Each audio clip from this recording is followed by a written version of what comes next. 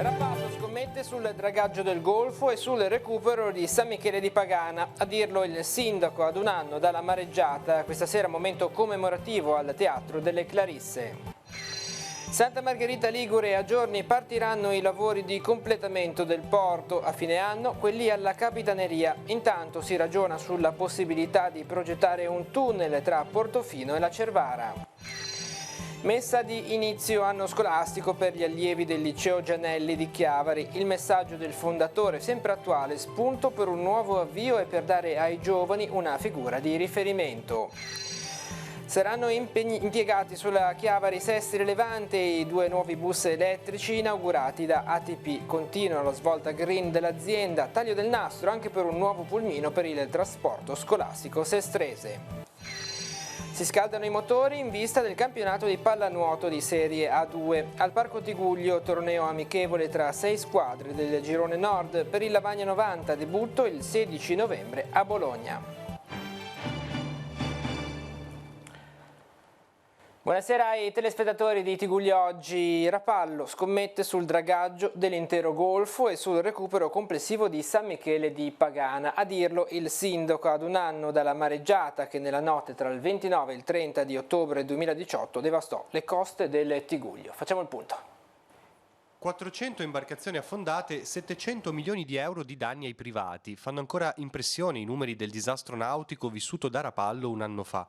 Ora, per quanto riguarda la parte pubblica, il 90% del fronte mare è recuperato, dice il sindaco, che promette un 2020 di svolta su 2 fronti ancora aperti. Il primo è quello del collegamento Prelo e Trelo a San Michele di Pagana. Si parla di 800.000 euro ed è un progetto abbastanza complesso anche per quanto riguarda la realizzazione ed è il nostro obiettivo per la prossima stagione che questo collegamento sia pronto. Il secondo aspetto è il dragaggio dell'intero Golfo, un lavoro complesso e costoso, servono 10 milioni di euro, finora mai realizzato. È un'opera storica che Rapallo non ha mai fatto. Sarebbe un evento straordinario, ma io sono convinto che noi riusciremo a farla perché è tantissima la voglia di fare e inizieremo nei prossimi mesi. L'opera viene caldeggiata dai battellieri, per i quali è stato un anno problematico, con la ripartenza della stagione soltanto i primi di agosto. Ora, peraltro, dovrebbero partire i lavori di ricostruzione del molo dei primieri. Subito dopo il ponte dei morti il comune dovrebbe iniziare la ricostruzione del nuovo pontile secondo il progetto che ha creato il provveditorato opere marittime. E poi bisogna pensare a quello che è la situazione legata al fondale, per la quale speriamo che comunque venga eseguita un'opera di livellamento per consentire di avere quei fondali che per noi sono necessari per svolgere le manovre di attracco. Resta complessa la questione del porto Carlo Riva. Ieri il progetto di messa in sicurezza è stato presentato al sindaco in via informale. Il primo cittadino, che non entra nel merito delle carte, si dice fiducioso. Ci convince l'atteggiamento del porto e di chi ha voglia di investire nella nostra città. E questa sera a Rapallo, al Teatro delle Clarisse, si svolge un momento celebrativo promosso dal Comune per dire grazie a chi quella notte prestò soccorso alle persone in difficoltà per la mareggiata. Sarà anche proiettato un video documentario con le testimonianze di chi ha vissuto quei drammatici istanti e poi saranno esposti anche alcuni scatti della mareggiata a cura del gruppo fotografico Dietro a un vetro. E ci spostiamo adesso a Santa Margherita Ligure, dove a brevissimo partiranno i lavori di completamento del porto. Con il sindaco di Portofino intanto si studia un'alternativa viaria alla provinciale 227. Vediamo il servizio. È stato un 2019 intenso per Santa Margherita Ligure, ma gli ultimi 2 mesi non saranno da meno. Altri 2 tasselli stanno per essere completati. Il primo riguarda la ricostruzione della Capitaneria. Il primo piano lato mare sarà murato e destinato agli archivi, verrà realizzato un piano aggiuntivo e sarà ampliata la sala operativa. Si attende soltanto l'avvio del cantiere. I lavori ormai sono prossimi all'inizio, credo di poter affermare con un buon grado di probabilità che questi lavori dovrebbero iniziare entro la fine dell'anno in corso. A breve intanto partiranno i lavori conclusivi di messa in sicurezza del porto. Saranno così cancellate una volta per tutte le ferite causate dalla mareggiata del 2018. A brevissimo proprio, il finanziamento c'è già, i progetti sono già realizzati, i bandi di gara sono già stati effettuati, ci sono già gli assegnatari, quindi manca solo la partenza dei lavori, le aree vengono consegnate a giorni, quindi partiranno milioni e milioni e milioni di euro di lavori. Il Tigullio occidentale si interroga poi su come migliorare la viabilità tra i comuni. Portofino rilancia l'idea del tunnel tunnel con Santa Margherita Ligure per interrare il traffico e pedonalizzare la statale 227. All'Università di Genova è stato dato l'incarico di studiare un progetto preliminare. Nel giro di un anno e mezzo ci sarà una fattibilità con la progettualità e spero che nel giro di 4-5 anni di poter vedere realizzato sto tunnel, che garantirebbe veramente maggior lavoro, maggior turismo, perché sarebbe veramente un richiamo turistico questa passeggiata veramente eccezionale per tutto il territorio. Più cauto il sindaco Donadoni, che preferirebbe parlare di un tunnel unico Portofino Santa Margherita Ligure Rapallo, conscio però di tutte le difficoltà anche economiche. Ben venga però, dice, la costruzione di un primo tratto, che possa ad esempio partire dalla Cervara, arrivare a Paraggi, da Paraggi a Portofino, e dunque spostando lì la viabilità, anche se non risolve un problema comprensorio, può però dare una soluzione ambientale importante. E nel primo anniversario della mareggiata del 29 ottobre 2018, questa sera il Comune di Portofino pubblicherà un video inedito in cui i principali protagonisti racconteranno l'accaduto. Il borgo rimase isolato a causa del crollo di un lungo tratto della provinciale 227. Il link si troverà sulla pagina Facebook del Comune di Portofino. E sui nostri social, sul canale YouTube di Telepace, come sul sito internet su www.teleradiopace.com, si trova anche il nostro reportage realizzato da Maurizio Garreffa e Stefano Noil proprio in merito a un anno dalla mareggiata, e trovate la trasmissione andata in onda ieri sera su Telepace.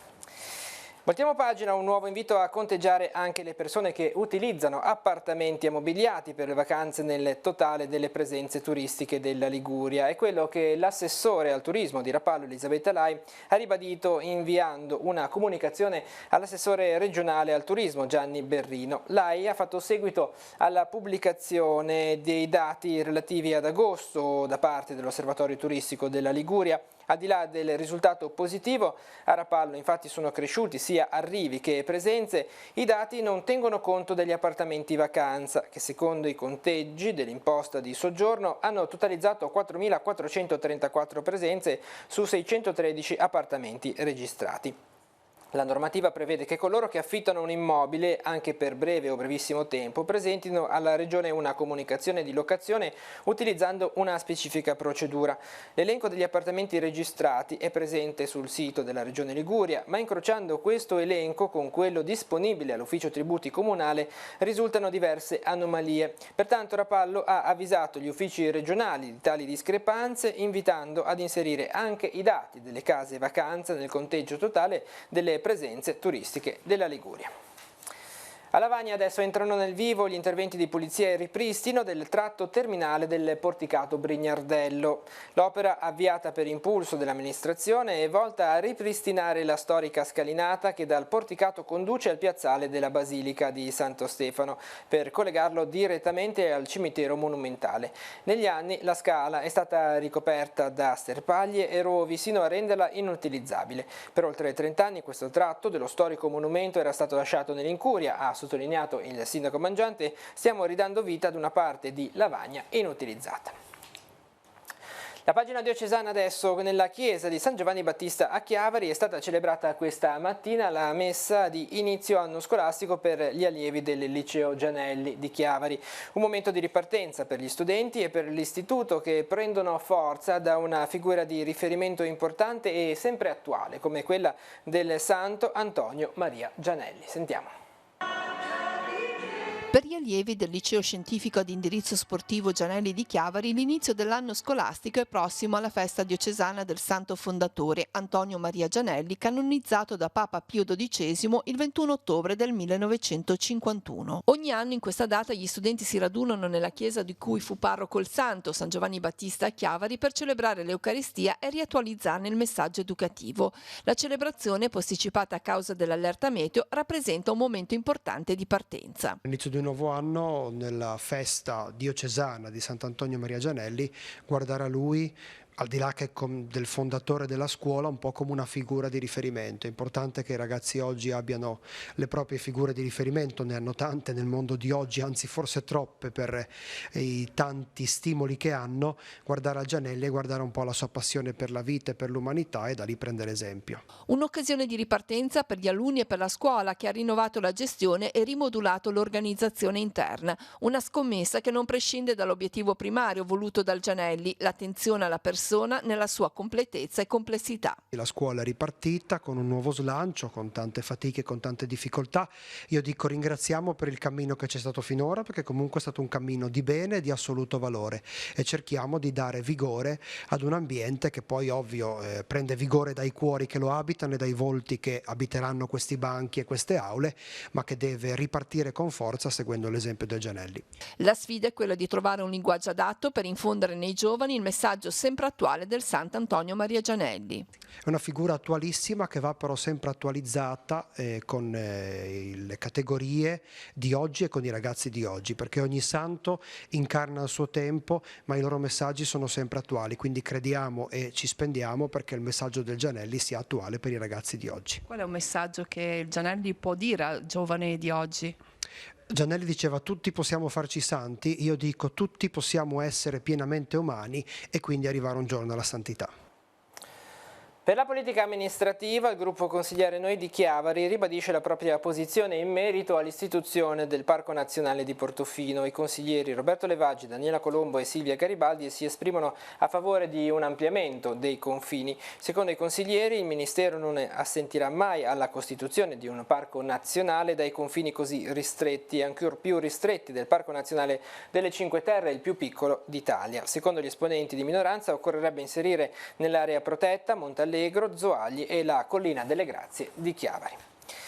E restiamo in tematiche ambientali perché stanno per fare il loro debutto sulla linea Chiavari-Sestri Levante i primi autobus elettrici ibridi acquistati dalla flotta di mezzi ATP. Questa mattina a Sestri Levante si è svolta la presentazione e l'inaugurazione. Vediamo.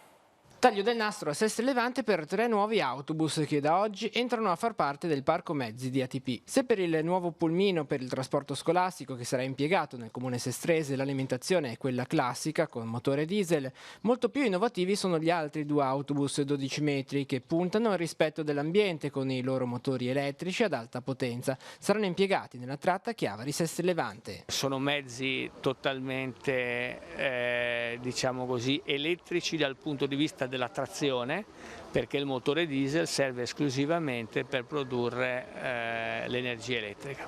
Quanto sono costati? L'investimento dell'azienda è stato molto basso, si parla di 4-5 mila euro perché le risorse erano disponibili sul bando Consip.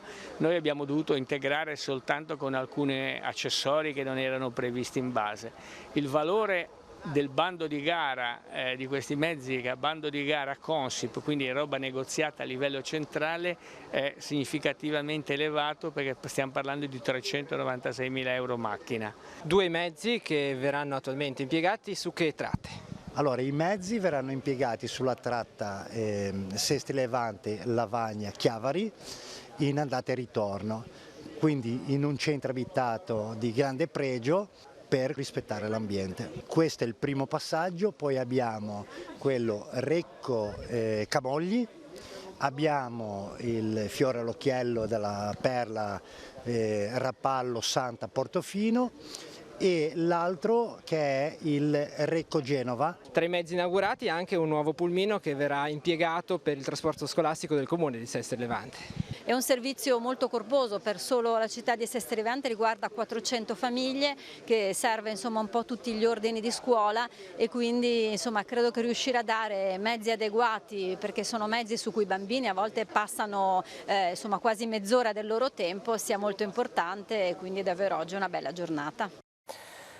E restiamo a Sestri Levante perché domani mattina alle 11 ci sarà un altro taglio del nastro. Questa volta ad essere inaugurata è la nuova sede della Confesercenti del Tigullio che si è trasferita in alcuni locali di via Fico, sempre nelle vicinanze della stazione ferroviaria. A disposizione nuovi spazi per gli uffici, una rinnovata aula corsi per garantire tutti i servizi di consulenza e formazione ai propri associati. Vediamo.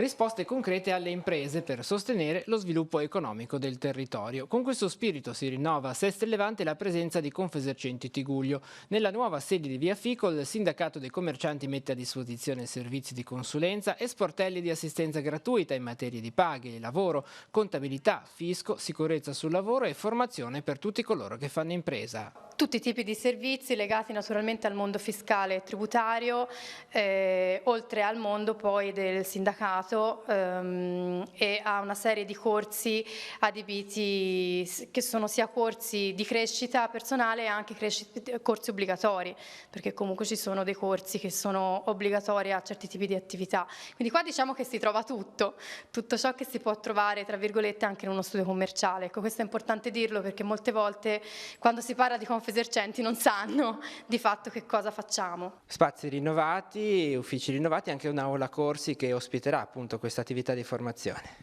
Sì, al piano di sopra abbiamo una bella sala corsi, noi speriamo di avere molta presenza, ecco, questo è il nostro, puntiamo molto a questo. Ci sarà l'inaugurazione e si partirà subito con 2 corsi gratuiti a cui possono partecipare tutti. Esatto, domani mattina alle ore 11 avremo l'inaugurazione con le varie istituzioni e la cosa importante è che domani pomeriggio inizieremo subito con 2 corsi gratuiti. Uno è sullo scontrino fiscale, il nuovo scontrino elettronico, e l'altro sulla sicurezza del lavoro, che tra l'altro è obbligatorio, cioè fa anche punteggio per chi è obbligato a farli, ecco. Quali saranno gli orari di apertura degli sportelli? Allora, l'orario di apertura sono dalle 9 a mezzogiorno e dalle 2 alle 17, questi sono quelli ufficiali.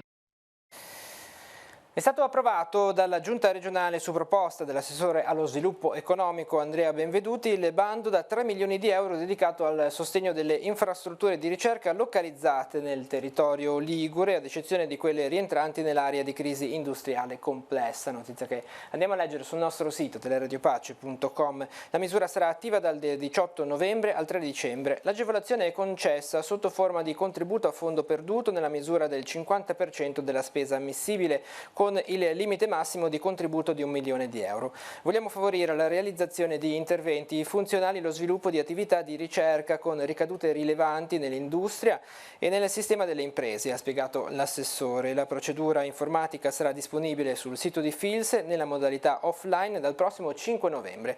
Le domande potranno essere inviate da lunedì al venerdì dalle 8:30 alle 17:30. La cultura adesso si è svolta a Lavagna Libriamoci 2019, il cielo di tutti, la terra a pezzetti, attività patronata dal Comune all'interno delle manifestazioni nazionali promosse dal Ministero dell'Istruzione, rivolto a promuovere la lettura negli studenti. Gli studenti della classe quarta aziendale dell'Istituto Caboto hanno dato vita a letture animate, riflessioni, canti e recite di concerto con gli alunni del comprensivo e degli operatori della biblioteca, della ludobiblioteca e del gruppo di lettura Lettori a Confronto. La tematica affrontata è stata quella del progetto Rodari, il gioco tra suoni e colori e noi salviamo il pianeta. Adesso uno sguardo agli appuntamenti in agenda per la giornata di domani nella nostra scheda.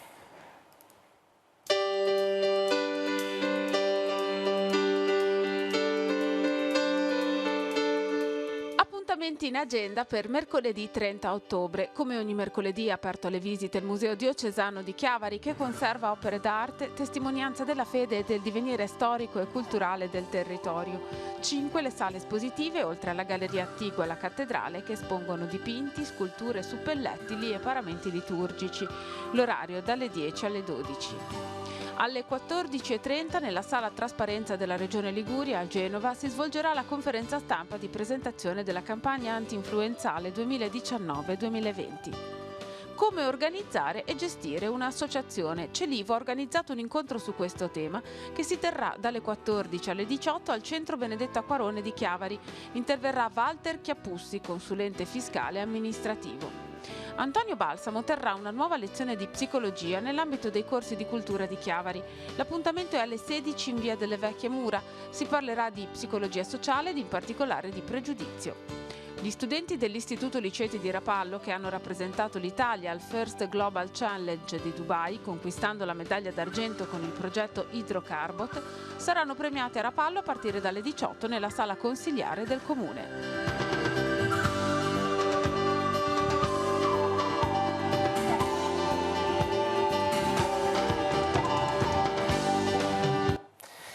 pagina dello sport, subito un aggiornamento perché sul sito dell'Entella, della Virtus Entella, questa sera si gioca al Comunale dopo la sconfitta di misura patita nell'anticipo della 9ª giornata del campionato di Serie B. La Virtus Entella è pronta a tornare in campo questa sera al Comunale con fischio di inizio alle 21. I biancocelesti affronteranno il Cosenza. La partita sarà diretta dal signor Lorenzo Maggioni della sezione di Lecco, coadiuvato dagli assistenti dei giudici e Perrotti ufficiale. Il quarto uomo ufficiale sarà Simone Sozza. Calcio d'inizio dunque alle 21 questa sera per la Serie B. E parliamo adesso di pallanuoto. Al Parco Tigullio di Lavagna si è disputato nel fine settimana un importante torneo tra 6 squadre nel girone nord, partecipanti al prossimo campionato di Serie A2 maschile. Un test significativo in vista dell'inizio della stagione il prossimo 16 di novembre. Un'occasione per vedere applicate le nuove regole che disciplineranno le gare. Vediamo. C'è chi la considera un'anteprima del campionato, sicuramente è stato uno dei tornei più partecipati in attesa del fischio d'inizio. Nella piscina del Parco Tigullio a Lavagna nel fine settimana scorso si sono affrontate 6 squadre di pallanuoto di Serie A2 del girone nord. In vasca sono scesi i pallanuotisti di Bologna, Camogli, Como, Crocera, Lavagna e Torino. La manifestazione, fortemente voluta dall'allenatore della squadra di casa Andrea Martini, è riuscita a coinvolgere 2 squadre in più rispetto allo scorso anno. Un'ottima occasione di conoscenza, soprattutto con le formazioni provenienti da fuori regione, ma anche per vedere applicate le nuove norme che regolamenteranno il gioco nella stagione agonistica ormai alle porte. Per Simone Aversa, allenatore del Torino, si è trattato di un momento fondamentale, sia di confronto sia per constatare l'amalgama della propria squadra, rinnovata in ogni comparto e ringiovanita. Anche il coach del Camogli, Angelo Temellini, ritiene il torneo un test importante per sondare la preparazione atletica dei propri giocatori, in vista di un campionato che nelle attese si preannuncia equilibratissimo, con molte squadre in grado di conquistare la zona play-off. Un ottimo allenamento per testare il livello agonistico della formazione, il commento di Predrag Zimoic, allenatore del Como, che non si sbilancia in previsioni per il prossimo campionato. Per Marco Risso, allenatore del Bologna, disputare un torneo a Lavagna è sempre un ritorno a casa. La sua squadra, che ha sempre perso negli scontri diretti con i lavagnesi pur concludendo in posizioni più alte in classifica, vede nel prossimo campionato formazioni rinforzate nell'organico e sulla carta più competitive, a partire dalla prima di campionato che sarà il 16 di novembre proprio con il Lavagna 90. La formazione allenata da Andrea Martini conferma sostanzialmente l'organico dello scorso anno, che le era varso il 5° posto in classifica. Un risultato che spera ancora di confermare, rivela Martini, partendo dall'auspicio di conquistare una salvezza tranquilla senza play-out. Parliamo di vela adesso. In un clima primaverile si sono svolte a Rapallo le regate veliche del 38° Criterium Invernale Winter Contest e la regata dei Santi organizzate dal Circolo Nautico Rapallese. Circa 60 derive concorrenti provenienti dalla Liguria, dal resto del nord Italia, dal lago di Bolsena, dalla Svizzera e dalla Repubblica Ceca. Questi primi classificati nella categoria dinghi, Filippo Ianiello, nella categoria scafi classici Danilo Chiarruttini. La prima classificata tra le donne è stata Francesca Lodigiani. Nella categoria Fireball primo posto per Paolo Brescia e Dario Pagliani. Nella classe Equipe Evolution hanno vinto Simone Emilia-Vacca e Letizia Micchielli. Per l'Equipe Under 12 primo posto per Giorgio Donkerslot e Francesco Lucchese. Nella classe Laser Radial ha vinto Teresa Klimesova e nella classe Laser Standard Matteo Vanetti. Infine la regata dei Santi ha avuto 2 vincitori, Giri Tomes per la classe Optimist Cadetti e Stefan Ruznak per la classe Optimist Juniores. E adesso torniamo a Chiavari perché si è svolta nei giorni scorsi l'inaugurazione del rinnovato tiro a segno che si trova proprio nella zona del cimitero di Chiavari. Siamo andati a vedere. È stato intitolato alla memoria di Armando Oggiano, storico presidente dal 1975 al 2013, recentemente scomparso il nuovo stand di tiro a 10 metri ad aria compressa del tiro a segno di Chiavari. A scoprire la targa in sua memoria la vedova presente all'inaugurazione insieme ai 2 figli. È stato presidente per tanti anni dell'associazione, che è scomparso qualche anno fa, peraltro papà di un mio carissimo amico, l'allenatore Alessandro Giano. Il tiro a segno di Chiavari è il più antico della Liguria e il terzo per anzianità in Italia dopo Torino e Milano, una struttura al servizio non solo di quanti praticano la disciplina olimpica, ma anche delle persone che si allenano nel tiro e quanti frequentano corsi di aggiornamento, compresi componenti delle forze dell'ordine, guardie giurate e polizia municipale. Il taglio del nastro nel nuovo stand è stato fatto dal sindaco alla presenza di tanti soci che qui trovano uno spazio per esercitarsi. Abbiamo tolto le vecchie coperture piuttosto fatiscenti, abbiamo realizzato finalmente una struttura indoor utilizzabile quindi in qualsiasi orario della giornata e con qualsiasi tempo, mentre prima la struttura era totalmente aperta e quindi soggetta alle intemperie. Quanti sono i soci del circolo? Il circolo conta più o meno tra obbligati e volontari 500 iscritti, poi come agonisti sportivi siamo una ventina. Presente anche tra gli altri il campione olimpico Roberto Di Donna, medaglia d'oro alle Olimpiadi di Atlanta nel 1996, attuale commissario tecnico della nazionale di tiro a segno. È uno sport che farà crescere la testa, la concentrazione, combatte quella che è l'ansia, quello che sono i vari timori, quello che è un po' uno sport introspettivo, un po' la ricerca di noi stessi con un attrezzo da tiro in mano. Dunque una struttura come quella di Chiavari, che hanno fatto questa bellissima struttura 10 metri, sebbene non grandissima, ma è accogliente per poter ospitare i tiratori dei più giovani e meno giovani, per far crescere il nostro sport e per far crescere i giovani, anche perché è un ambiente pulito, sereno, bello. C'è ancora poca conoscenza di quello che è il tiro a segno, perché si pensa sempre alle armi, all'uso delle armi, ma basta mettere piede nel poligono per capire che non è così, che si fa lo sport, si pratica lo sport sano ed educativo. Ed è tutto per questa edizione di Tigulli oggi, l'informazione torna domani mattina alle 7:30 con la nostra rassegna stampa e la prima edizione di Tigulli oggi alle 12:45. L'informazione continua sul nostro sito teleradiopace.com e sul canale 187 Telepace News. Grazie per essere stati con noi e buon proseguimento di serata.